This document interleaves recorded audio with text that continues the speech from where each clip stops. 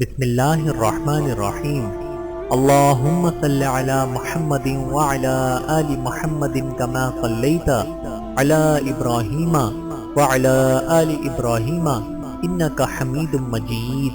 اللہم بارک علی محمد وعلی آل محمد کما بارکت علی ابراہیم وعلی آل ابراہیم انک حمید مجید۔ بسم اللہ الرحمن الرحیم۔ السلام علیکم ورحمۃ اللہ وبرکاتہ۔ حضرت ابراہیم علیہ السلام حضرت ابراہیم علیہ السلام بھی عظیم المرتب پیغمبر تھے۔ ہمارے پیارے نبی سے پہلے جتنے بھی پیغمبر آئے ان سب میں حضرت ابراہیم علیہ السلام کا رتبہ سب سے بڑا تھا۔ اس کی وجہ یہ ہے کہ چند پیغمبروں کے ماں سوا حضرت ابراہیم علیہ السلام ہی کی نسل سے سارے پیغمبر آئے۔ ہمارے نبی بھی انہی کی نسل سے ہیں۔ حضرت عیسیٰ علیہ السلام اور حضرت موسیٰ علیہ السلام کا تعلق بھی انہی سے تھا۔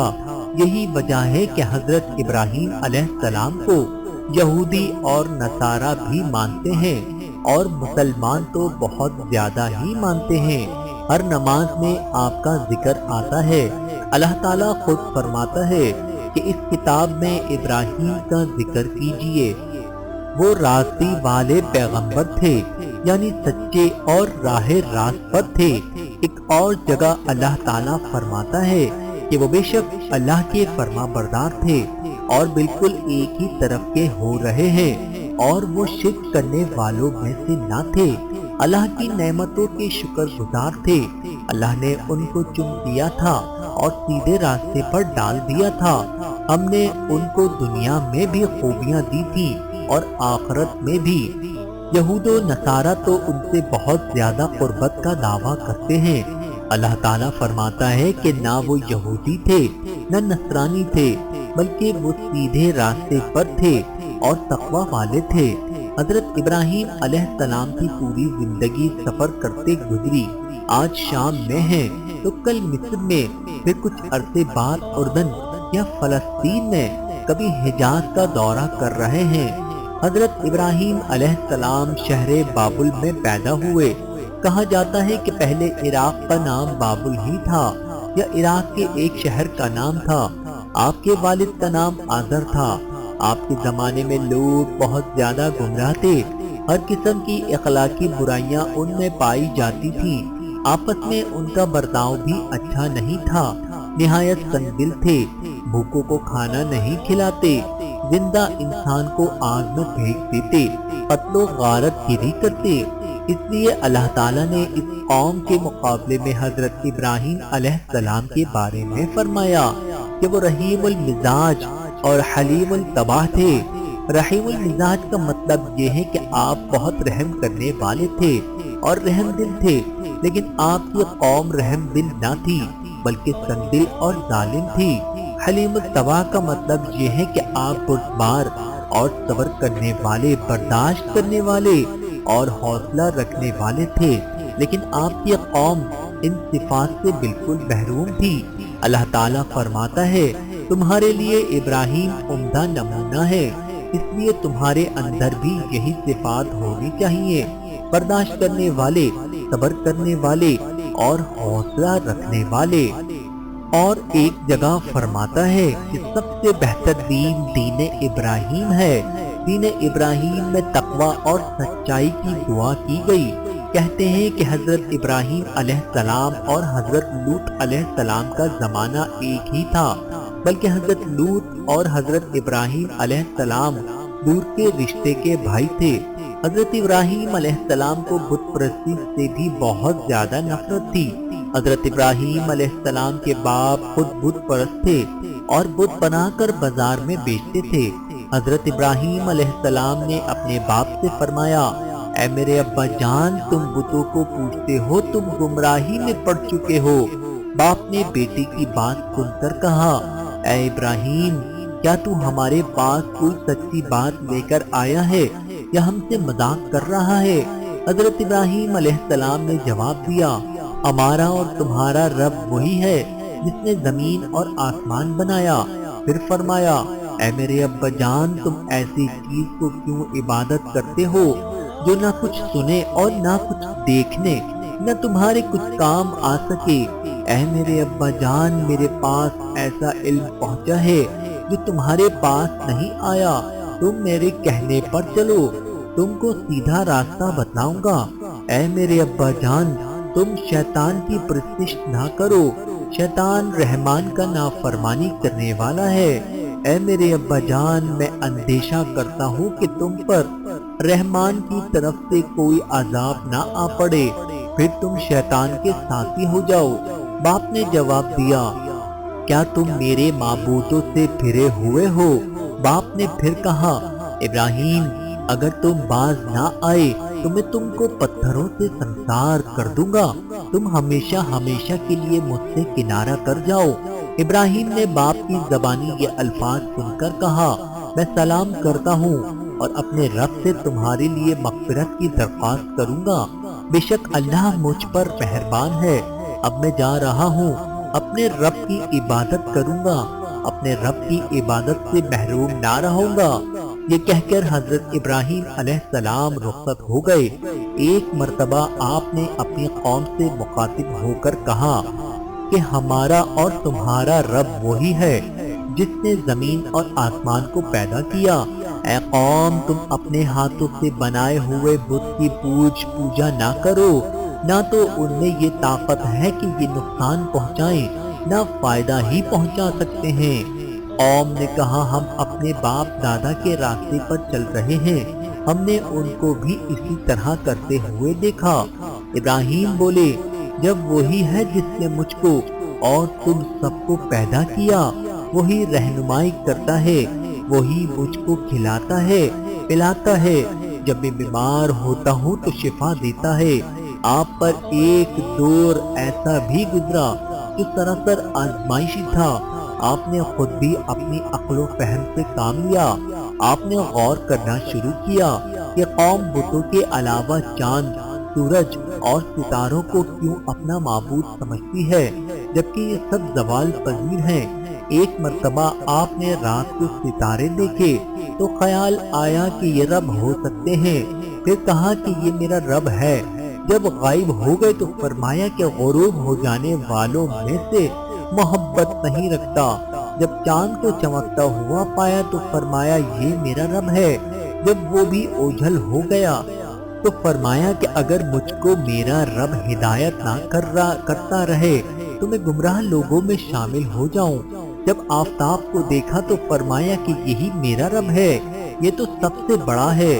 جب وہ بھی غروب ہو گیا تو فرمایا، اے قوم بے شک میں تمہارے شرک سے بیزار ہوں، میں اپنا رخ اس ذات کی طرف کرتا ہوں جس نے آسمانوں اور زمین کو پیدا کیا، میں سیدھے راستے پر ہوں، شرک کرنے والوں میں سے نہیں۔ اس کا مطلب یہ ہے کہ آپ نے کسی کے بتائے ہوئے طریقے یا باپ دادا کے طریقے جو وہ کرتے رہے ان پر عمل نہیں کیا، بلکہ آپ نے اپنی عقل سلیم سے کام لیتے ہوئے غور و فکر کرنا شروع کیا، اندھی تقلید نہیں کی۔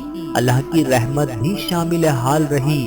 شہر بابل کی روایات کے مطابق وہاں ہر سال میلہ لگا کرتا تھا۔ میلے میں لوگ تجارتی سامان لے جا کر فروخت کرتے تھے، وہاں بت بھی فروخت ہوتے، ضرورت کی تمام چیزیں مل جاتی، اس لیے لوگ میلے میں جاتے۔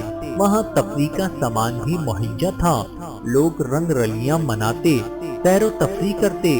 ایک مرتبہ ایسا ہوا کہ ہر طرف کے لوگ میلے میں جمع ہوئے، خرید و فروخت ہو رہی تھی کہ اچانک کسی کے چولہے سے چنگاری اڑی، آگ لگ گئی، ہر شے جل کر بھسم ہو گئی، بت بھی جل کر راکھ ہو گئے۔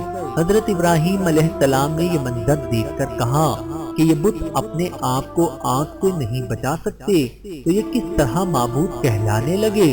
معمول کے مطابق دوسرے سال بھی میلہ لگا، تمام لوگ میلے میں جانے کی تیاریاں کرنے لگے۔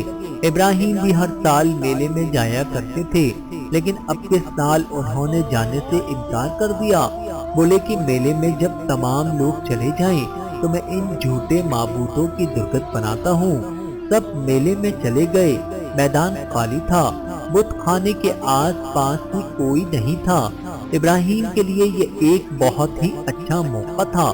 وہ بت خانے میں گھسے اور تمام بتوں کو توڑ کر چکنا چور کر دیا، ماں سوائے بڑے بت کے۔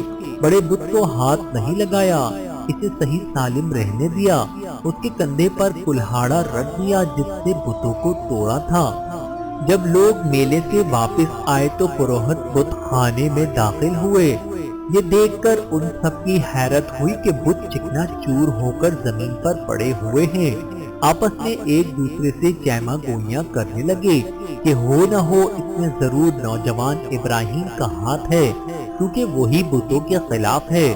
لوگ برہم ہوئے، ابراہیم کو بلایا، ان سے دریافت کیا کہ ہمارے معبودوں کو کس نے اس حال پر پہنچایا؟ ابراہیم نے جواب دیا کہ تم اپنے بڑے بت سے کیوں نہیں پوچھتے ہو جسے اپنا معبود سمجھتے ہو، وہ سب کچھ تمہیں بتا دے گا۔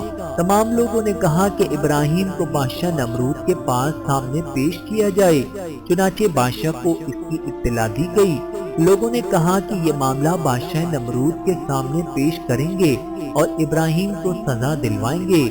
لوگ نمرود کے دربار میں پہنچے، سب نے مل کر بادشاہ سے شکایت کی کہ ابراہیم ہمارے بتوں کی تصدیق کیا کرتا ہے اور کہتا ہے کہ یہ بت معبود نہیں ہے بلکہ معبود کوئی اور ہے۔ اس نے ہمارے بتوں کو توڑ ڈالا اور ہمارے بتوں کے ساتھ گستاخی کی ہے، اسے سزا دی جائے۔ نمرود نے لوگوں کی زبانی ایسی باتیں سن کر حکم دیا کہ ابراہیم کو میرے دربار میں حاضر کیا جائے۔ چنانچہ ابراہیم کو شاہی دربار میں لایا گیا۔ دربار میں تمام مصاحب اور امراء بیٹھے ہوئے تھے۔ نمرود نے ابراہیم سے پوچھا کہ کیا تو تمہارے معبود کی تصدیق کرتا اور جھٹلاتا ہے؟ کیا تو نے ہمارے معبودوں کو توڑا ہے؟ بادشاہ نمرود بڑے سخت لہجے میں ابراہیم سے باتیں کر رہا تھا۔ حضرت ابراہیم علیہ السلام جرات مندی کے ساتھ ہر سوال کا جواب دیتے رہے۔ حضرت ابراہیم علیہ السلام نے کہا کہ یہ سب تمہارے معبود ہی بتا سکتے ہیں، انہی سے پوچھ لو تو بہتر ہے۔ شاہی دربار میں سردار، امراء اور مصاحب سب ہی بیٹھے تھے اور بادشاہ اور ابراہیم علیہ السلام کے درمیان ہونے والی تمام باتیں سن رہے تھے۔ سب نے کہا کہ کیا بت بھی باتیں کر سکتے ہیں؟ پھر ابراہیم نے جواب دیا جو نہ دیکھ سکتے ہیں نہ سن سکتے ہیں، نہ ہی تمہاری آرزو پوری کر سکتے ہیں، پھر کس طرح تم انہیں اپنا معبود مانتے ہو؟ میرا رب مارتا ہے اور جلاتا بھی ہے۔ نمرود نے کہا یہ تو میں بھی کر سکتا ہوں، جسے چاہے موت کی سزا سے چاہے رہا کر دوں۔ میں اس ملک کا حکمران ہوں، مجھ میں یہ قوت ہے۔ حضرت ابراہیم علیہ السلام نے کہا کہ میرا رب مشرق سے سورج کو نکالتا ہے، تو بھی مغرب سے نکال دے۔ نمرود لاجواب ہو گیا۔ لوگوں نے شرمندگی سے اپنے اپنے سر جھکا لیے۔ ان میں سے ایک شخص نے بادشاہ کو مشورہ دیا کہ اس شخص کو زندہ جلا دو تاکہ دوسرے عبرت حاصل کریں۔ حضرت ابراہیم علیہ السلام نے اپنی قوم سے پھر کہا کہ اے لوگو، تم اس کو اپنا معبود بتاتے ہو جسے تم نے خود اپنے ہاتھوں سے بنایا ہے۔ تم صرف ایک خدا کی عبادت کیا کرو، صرف وہی عبادت کے لائق ہے جس نے ساری کائنات کو پیدا کیا۔ لوگوں نے ابراہیم کی باتوں پر کان نہیں دھرا۔ بادشاہ نمرود نے بھی حکم دے دیا کہ ابراہیم کو آگ میں زندہ جھونک دو۔ چنانچہ آگ کا الاوا تیار کیا گیا۔ حضرت ابراہیم علیہ السلام کے جلنے کا منظر دیکھنے کے لیے تمام لوگ جمع ہو گئے۔ بتوں کے پجاری بھی خوش تھے اور کہنے لگے کہ ہمارے معبودوں کو توڑنے کی ابراہیم کو سزا ملے گی۔ پھر ابراہیم کو دہکتی آگ میں ڈال دیا گیا۔ آتش کدہ نمرود حضرت ابراہیم علیہ السلام کا کچھ بگاڑ نہ سکی۔ اللہ نے ابراہیم علیہ السلام کو جلنے سے بچا لیا۔ اگرچہ حضرت ابراہیم علیہ السلام اپنے والد کو بہت پہلے ہی چھوڑ چکے تھے، لیکن ان کے لیے اکثر دعا کرتے تھے کہ وہ راہ راست پر آ جائیں۔ لیکن اللہ تعالیٰ نے حضرت ابراہیم علیہ السلام کو وحی کے ذریعے حکم دیا کہ مشرک کو کافر اور گمراہی اختیار کرنے والوں کے لیے دعا نہ کریں، کیونکہ ان کا باپ بھی گمراہ لوگوں میں شامل تھا، اسی لیے دعا کرنے سے منع کیا گیا۔ اللہ کے نزدیک توبہ اسی کی قبول ہوتی ہے جو موت سے پہلے توبہ کرنے اور نیک عمل بھی کرے۔ اصل ایمان نیک عمل ہی ہے۔ آپ نے تبلیغ کا سلسلہ جاری رکھا، لیکن گمراہ قوم کے اندر کوئی تبدیلی نہیں آئی، بلکہ وہ لوگ آپ کی زندگی کے در پہ تھے اور زندگی اجیرن کر رکھی تھی، آپ کو ستاتے اور پریشان کیا کرتے تھے، جس سے آپ کا جینا دوبھر ہو گیا تھا۔ چنانچہ تنگ آ کر آپ نے ہجرت کرنے کی ٹھان لی، سامان سفر باندھا، فلسطین کی طرف روانہ ہوئے۔ روایات اور تاریخ کے مطابق حضرت لوط علیہ السلام بھی آپ ہی کے زمانے میں تھے، وہ بھی آپ کے رشتے کے بھائی تھے، وہ بھی حضرت ابراہیم علیہ السلام کے ہمراہ فلسطین روانہ ہوئے۔ حضرت ابراہیم علیہ السلام فلسطین میں بھی تبلیغ کرتے تھے۔ فلسطین میں کچھ عرصے قیام کرنے کے بعد مصر روانہ ہوئے۔ اس زمانے میں مصر میں فرعون کی حکومت تھی۔ مصر پر جو بادشاہ حکومت کرتا تھا وہ فرعون کہلاتا تھا۔ روایات کے مطابق شاہی خاندان سے آپ کی رشتہ داری تھی، اس لحاظ سے مصر میں جو بادشاہ حکومت کرتا تھا وہ بھی حضرت ابراہیم علیہ السلام کا رشتہ دار تھا، اسی لیے شاہ مصر نے آپ کی بڑی آؤ بھگت کی، آپ کو ماننے لگا اور مہمانوں کی حیثیت سے ٹھہرایا۔ آپ نے شاہ مصر کو بھی اسلام کی دعوت دی اور نیکی کا راستہ بتایا۔ شاہ مصر عیش پرست تھا اور گمراہی میں مبتلا تھا، اسی لیے حضرت ابراہیم علیہ السلام کے نزدیک قابل اعتبار نہ تھا۔ حضرت ابراہیم علیہ السلام کی بیوی سارہ کاغذانی قوم سے تعلق رکھتی تھی۔ آپ ایک نیک خاتون تھیں، عظمت اور عفت میں مثالی حیثیت رکھتی تھیں۔ حضرت ابراہیم علیہ السلام کے ساتھ حضرت سارہ بھی تھیں اور ہر مشکل وقت پر ساتھ دیا کرتی تھیں۔ حضرت ابراہیم علیہ السلام کی شاہ مصر سے رشتہ داری تھی، اسی بنا پر مصر نے حضرت سارہ کو اپنے محل میں بلا بھیجا۔ حضرت ابراہیم علیہ السلام بادشاہ کے مزاج سے خوب واقف تھے، اسی وجہ سے سارہ کو محل میں لے گئے۔ حضرت ابراہیم سفر سے بہت تھک چکے تھے، اس وجہ سے بادشاہ سے کوئی بات نہ کر سکے، صرف اتنا کہا کہ اللہ تعالیٰ غرور کو پسند نہیں کرتا۔ بادشاہ نے جیسے ہی حضرت سارہ کی طرف بری نیت سے ہاتھ بڑھانا چاہا تو اس پر سارہ کا رعب اور دبدبا طاری ہو گیا، جس سے وہ گھبرا گیا۔ اس نے فوراً سارہ سے معافی طلب کی۔ حضرت سارہ نے اس کا قصور معاف کر دیا۔ حضرت ابراہیم علیہ السلام نے بھی اسے معاف کر دیا۔ شاہ آپ کے اخلاق سے بہت متاثر ہوا اور اپنی بیٹی ہاجرہ کو آپ کی زوجیت میں دے دیا اور بہت سا مال اور اسباب بھی ساتھ کر دیا اور ایمان لانے کا وعدہ کیا۔ آپ حضرت ہاجرہ کو اپنے گھر لے گئے۔ زندگی بڑی خوشگواری سے گزر رہی تھی۔ حضرت سارہ اور حضرت ہاجرہ محبت اور اتفاق کے ساتھ ساتھ رہنے لگی۔ حضرت ابراہیم علیہ السلام مصر میں کچھ عرصے قیام کرنے کے بعد فلسطین روانہ ہوئے، اسی لیے فلسطین کو انبیاء کی سرزمین کہا جاتا ہے۔ حضرت ابراہیم علیہ السلام کی کوئی اولاد نہیں تھی، اس لیے آپ کو غم تھا۔ حضرت ابراہیم علیہ السلام اولاد کے لیے اکثر دعا کیا کرتے تھے، اللہ نے آپ کی دعا قبول کی۔ حضرت ہاجرہ کو اولاد کی نعمت سے نوازا، بچے کا نام اسماعیل رکھا گیا۔ حضرت سارہ کے بطن سے کوئی اولاد نہیں ہوئی، اس لیے سارہ کے دل میں رشک پیدا ہوا۔ سارہ کو بہت دکھ ہوا اور بہت مایوسی ہوئی، مایوسی سے دماغ چڑچڑا ہو گیا اور حضرت ہاجرہ سے انبن ہو گئی، زندگی ناخوشگوار ہو گئی۔ ایک دن سارہ نے حضرت ابراہیم علیہ السلام سے خواہش ظاہر کی کہ ہاجرہ اور اس کے بچے کو میری نظروں سے دور رکھا جائے۔ سارہ کی یہ تجویز حضرت ابراہیم علیہ السلام کے لیے رنج و غم کا باعث بن گئی۔ حضرت ابراہیم علیہ السلام سارہ سے بھی بہت زیادہ محبت کرتے تھے، وہ آپ کی پہلی بیوی تھی۔ اللہ تعالیٰ نے آپ پر وحی بھیجی کہ ہاجرہ اور اس کے بچے کو علیحدہ رکھو۔ آپ کو اللہ کے حکم کی تعمیل کرنا پڑی، اگرچہ یہ بات آپ پر شاق گزری، لیکن اللہ کی یہی مرضی تھی۔ اللہ کے حکم کے آگے آپ نے سر جھکا لیا۔ ایک روز آپ اپنی چھوٹی بیوی ہاجرہ اور اس کے بچے کو لے کر کسی انجانی منزل کی طرف روانہ ہو گئے۔ چلتے چلتے ایک وادی میں پہنچے جہاں چٹیل میدان اور پہاڑوں کے علاوہ کچھ بھی نہ تھا۔ ہریالی کا کہیں دور دور تک نام و نشان نظر نہیں آ رہا تھا۔ ایسے مقام پر پانی بھی نہیں تھا۔ زندگی بڑی کٹھن تھی۔ حضرت ابراہیم علیہ السلام نے ایک مقام پر چن لیا اور وہیں پڑاؤ ڈالا۔ آپ اپنے ساتھ پانی کا ایک مشکیزہ اور کھجوروں کی ایک تھیلی لائے تھے، یہی ان کا کھانا تھا، کھجورے اور پانی کا مشکیزہ۔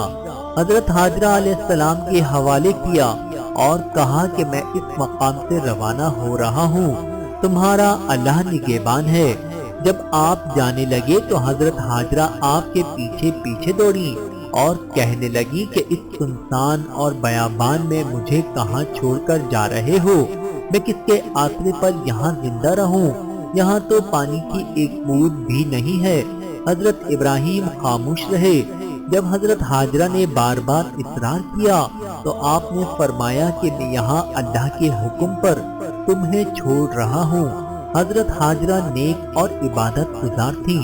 جب اللہ کا حکم سنا تو فرمایا کہ اللہ میری حفاظت کرے گا اور زندہ رہنے کا سامان فراہم کرے گا، مجھے آپ یہیں چھوڑ دیں۔ حضرت ابراہیم علیہ السلام روانہ ہونے لگے تو آپ دیکھتی رہیں۔ حضرت ابراہیم علیہ السلام نے اس جدائی کے موقع پر بھی صبر کا دامن ہاتھ سے نہیں چھوڑا، اللہ کا حکم بجا لائے۔ آپ نے اپنے پیارے بیٹے اور بیوی کو چھوڑ دیا۔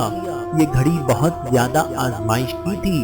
آپ نے اللہ سے دعا کی، اے پروردگار، میں اپنی بیوی بچوں کے ساتھ ایسی جگہ آباد ہو رہا ہوں جہاں تیرا مقدس گھر ہے، جہاں کی زمین بالکل ہی بنجر ہے، یہاں کچھ پیدا نہیں ہوتا، تو اپنے فضل و کرم سے اس زمین کو اس قابل بنا دے کہ یہاں پھل پیدا ہوں، تاکہ ہم تیرا رزق کھائیں، عبادت کریں، نمازیں قائم کریں اور تیرا شکر بجا لائیں۔ آپ نے دعا کی اور چلے گئے۔ حضرت حاجرہ تنہا رہ گئیں۔ پاس میں صرف شیر خوار بچہ تھا۔ کچھ دنوں تک حضرت حاجرہ صرف کھجوروں اور پانی کے مشکیزے پر گزارا کرتی رہیں۔ بچے کو اپنا دودھ پلاتی، مناسب کھانا ہونے کے سبب آپ کمزور ہوتی گئیں۔ سینے میں دودھ بھی خشک ہو چکا تھا، اس لیے دودھ نہیں اتر رہا تھا۔ بچہ بھی بھوکا رہنے لگا۔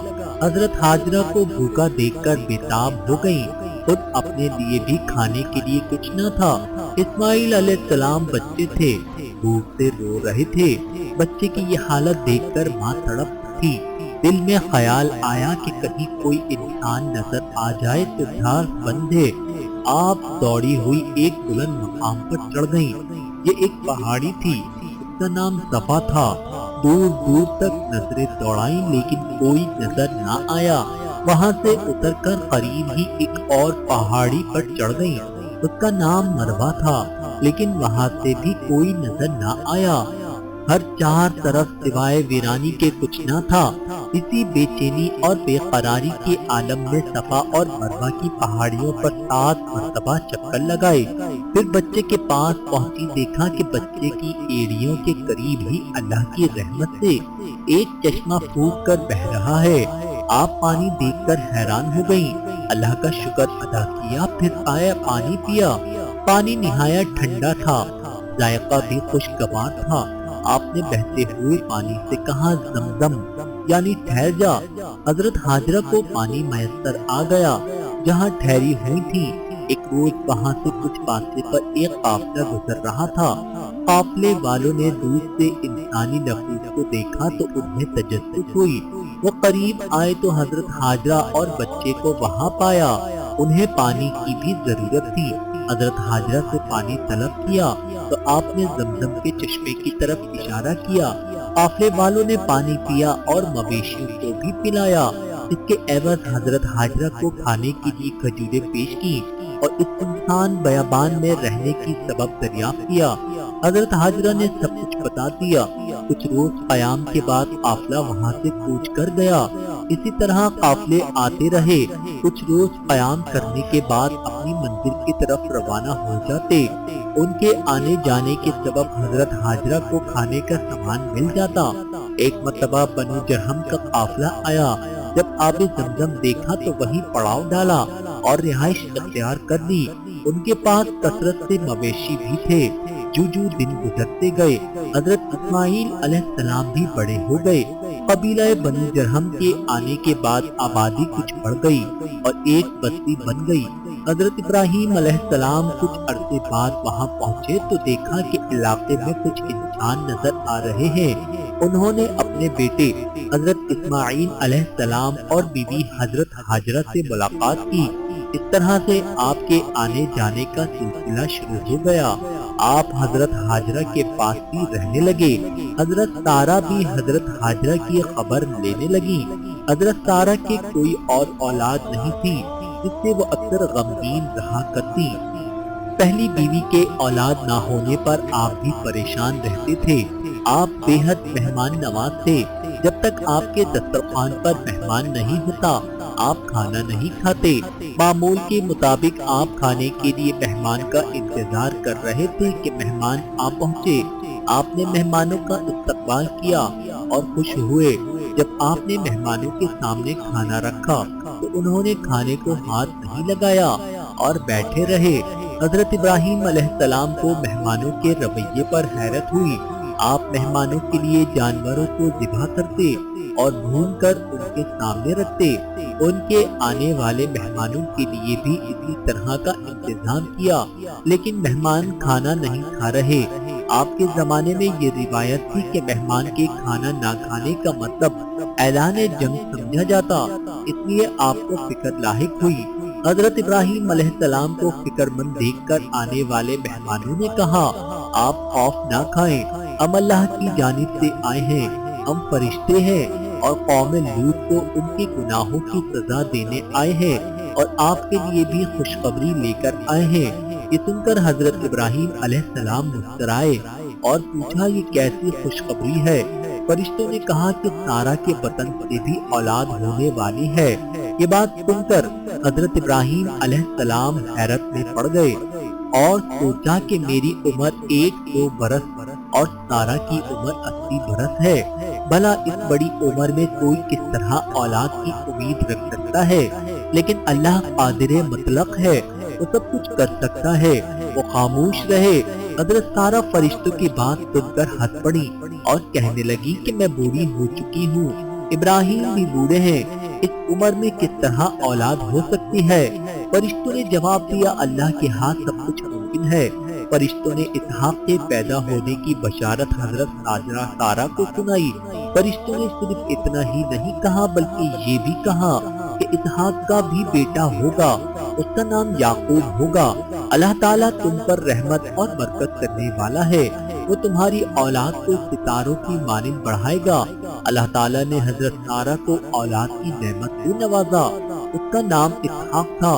हजरत इब्राहीम अलैहिस्सलाम अब हजरत हाजरा के पास रहने लगे। अल्लाह ने हजरत इब्राहीम अलैहिस्सलाम को एक और आजमाइश में डाला। हजरत इब्राहीम अलैहिस्सलाम ने एक रात ख्वाब में देखा वो अपने प्यारे बेटे हजरत इस्माइल अलैहिस्सलाम को कुर्बान कर रहे हैं। 3 रातें ऐसे ही ख्वाब नजर आए। अंबिया के ख्वाब सिर्फ ख्वाब नहीं होते, वही का हिस्सा होते हैं। हजरत इब्राहीम अलैहिस्सलाम समझ गए कि हजरत इस्माइल अलैहिस्सलाम को कुर्बान करने का मुतालबा किया जा रहा है। हजरत इब्राहीम अलैहिस्सलाम ने अपना सर झुका लिया। आपने अपने बेटे से कहा, ऐ मेरे बेटे, मैंने ख्वाब में तुझे ज़िबा करते हुए देखा। ये इस बात का इशारा है कि अल्लाह ताला तुम्हारी कुर्बानी चाहता है। इस बारे में तुम्हारा क्या ख्याल है? आपने बिला झिझक कहा कि अगर अल्लाह का यही हुक्म है, मैं अल्लाह की राह में अपनी जान का नजराना पेश करने के लिए तैयार हूँ। आप मुझे सब्र करने वालों में से पाएंगे। जब ज़ईफ बाप अपने अरमानों और दुआओं से मांगे हुए बेटे को अल्लाह की रजा की खातिर कुर्बानी के लिए तैयार हो गया तो बेटा इब्राहीम का था। उसने फौरन मान लिया और अपनी गर्दन छुरी के नीचे रख दी। रहमते खुदाबंदी ने जोश मारा और आवाज आई, ऐ इब्राहीम, तूने अपना ख्वाब सच कर दिखाया। हम नेकी करने वालों को ऐसी ही जजा देते हैं। इस मौके पर अल्लाह के फरिश्ते ने हजरत इब्राहीम के सामने मेंढा रख दिया ताकि बेटे के बदले उसको ज़िबा करें। चुनाचे आपने ऐसा ही किया। यही वो कुर्बानी है जो अल्लाह ताला की बारगाह में कबूल हुई। آج بھی فرزندان توحید اسی نسبت سے ابراہیم کی یاد تازہ کرتے ہیں۔ قرآن کریم میں اللہ تعالیٰ فرماتا ہے، اللہ تک نہ قربانی کا گوشت پہنچتا ہے نہ خون، بلکہ تقویٰ پہنچتا ہے۔ حضرت ابراہیم علیہ السلام کی ساری زندگی آزمائش میں ہی گزری۔ پہلی مرتبہ نمرود نے آپ کو آگ میں ڈالا، آگ ٹھنڈی ہو گئی۔ دوسری مرتبہ اپنی بیوی حضرت ہاجرہ اور ننھے اسماعیل کو سنسان اور ویران علاقے میں تنہا چھوڑنا پڑا۔ تیسری مرتبہ اپنے بیٹے اسماعیل کو اللہ کی راہ میں قربان کرنا پڑا، لیکن اللہ نے رحم کیا۔ ہم بھی اسی طرح اپنے اندر قربانی کا جذبہ پیدا کر سکتے ہیں۔ اپنے اندر ایسا جذبہ اس طرح پیدا کر سکتے ہیں کہ جو شخص بھوکا ہو اسے کھانا کھلا دیا جائے تو یہ قربانی ہے۔ جو مفلسی کے عالم میں ہو اور کوئی پرسان حال نہ ہو، ایسے شخص کی خبرگیری کرنا بھی قربانی ہے۔ جو ننگا ہوا اسے کپڑے پہنانا بھی قربانی ہے۔ جو مرض میں مبتلا ہو اگر وہ غریب ہے تو اسے دوا فراہم کرنا قربانی ہے۔ مانگنے والے کو خیرات دینا بھی قربانی ہے۔ اللہ کی راہ میں جہاد کرنا قربانی ہے۔ وطن کی حفاظت کے لیے سینہ سپر ہونا یہ بھی قربانی ہے۔ حضرت ابراہیم علیہ السلام فلسطین میں رہتے تھے۔ حضرت ہاجرہ اور اسماعیل سے ملنے کے لیے مکہ معظمہ آتے رہے۔ ایک مرتبہ حضرت ابراہیم علیہ السلام بیت اللہ کی تعمیر کی غرض سے مکہ تشریف آئے۔ اسی وقت حضرت اسماعیل علیہ السلام کی عمر 20 سال تھی۔ باپ نے بیٹے سے ملاقات کی۔ اس مرتبہ حضرت ابراہیم علیہ السلام طویل عرصے بعد مکے آئے تھے۔ حضرت اسماعیل علیہ السلام باپ کو دیکھ کر پھولے نہ سمائے، خوشی خوشی گلے ملے۔ حضرت ابراہیم نے بیٹے سے پوچھا، بے شک تیرے رب نے مجھے اس کے گھر کی یعنی بیت اللہ کی تعمیر کرنے کا حکم دیا۔ حضرت اسماعیل علیہ السلام نے جواب دیا، ابا جان، اللہ کے حکم کی فوراً تعمیر کیجیے۔ باپ نے فرمایا، رب کائنات نے اس عظیم کام میں تجھے میری مدد کرنے کا حکم دیا۔ عرض کیا، میں حاضر ہوں، آپ کر گزریے۔ چنانچہ کعبے کی تیاری کے لیے دونوں کمر بستہ ہو گئے۔ روایت کے مطابق کعبے کی تیاری کا کام شروع ہو گیا۔ حضرت جبرائیل علیہ السلام نے رہنمائی کی کہ کعبے کی بنیاد کس جگہ رکھی جائے اور اس کے لیے کتنی جگہ گھیری جائے اور کس طرح تعمیر کی جائے۔ حضرت جبرائیل علیہ السلام کے بتانے پر باپ اور بیٹے نے کھدائی شروع کی۔ حضرت اسماعیل ایک مزدور کے بھیس میں پتھر لا کر رکھتے، حضرت ابراہیم علیہ السلام پتھر پر پتھر رکھ کر دیوار بلند کرتے۔ پتھر بہت وزنی تھے، اللہ نے انہیں قوت عطا کی۔ روایت کے مطابق بنیادوں میں کوہ ہرا کے پتھر استعمال ہوئے۔ جب دیوار اتنی بلند ہو گئی کہ اونچائی پر پتھر رکھنا دشوار ہو گیا تو حضرت ابراہیم علیہ السلام نے اپنے فرزند سے کہا کہ کوئی ایسا پتھر تلاش کرو جس پر کھڑے ہو کر دیوار بلند کی جائے۔ سیدنا اسماعیل علیہ السلام ایسا پتھر تلاش کر کے لائے اور اسی پتھر پر کھڑے ہو کر دیوار کو بلند کیا۔ اسی کو مقام ابراہیم کے نام سے یاد کیا جاتا ہے۔ اس سخت پتھر پر پاؤں کے نشان بن گئے۔ جب دیوار مرضی کے مطابق بلند ہو گئی تو حضرت ابراہیم علیہ السلام نے حضرت اسماعیل علیہ السلام سے کہا کہ ایک اور عمدہ سا پتھر لے آؤ تاکہ اسے ایک کونے پر نقش کیا جائے اور یہ قاعدہ بنا لیا جائے کہ طواف اسی مقام سے شروع ہو۔ حضرت اسماعیل علیہ السلام کو ایک ایسا پتھر مل گیا جس سے روشنی نکل رہی تھی۔ حضرت اسماعیل علیہ السلام روشنی دیکھ کر حیرت زدہ ہو گئے۔ حضرت اسماعیل علیہ السلام نے پوچھا، ابا جان، یہ پتھر کون سا ہے؟ حضرت ابراہیم علیہ السلام نے جواب دیا کہ یہ وہ پتھر ہے جسے جبرائیل علیہ السلام جنت سے لائے ہیں۔ اس پتھر کو ایک کونے پر نصب کر دو۔ طواف کا چکر اسی مقام سے شروع ہوتا ہے۔ آئیے اپنے اندر روح ابراہیمی پیدا کریں۔ حضرت ابراہیم علیہ السلام کو ابو الانبیاء بھی کہا جاتا ہے۔ اللہ تعالیٰ کی حضرت ابراہیم علیہ السلام پر کروڑوں رحمتیں نازل ہوں۔ آمین ثم آمین۔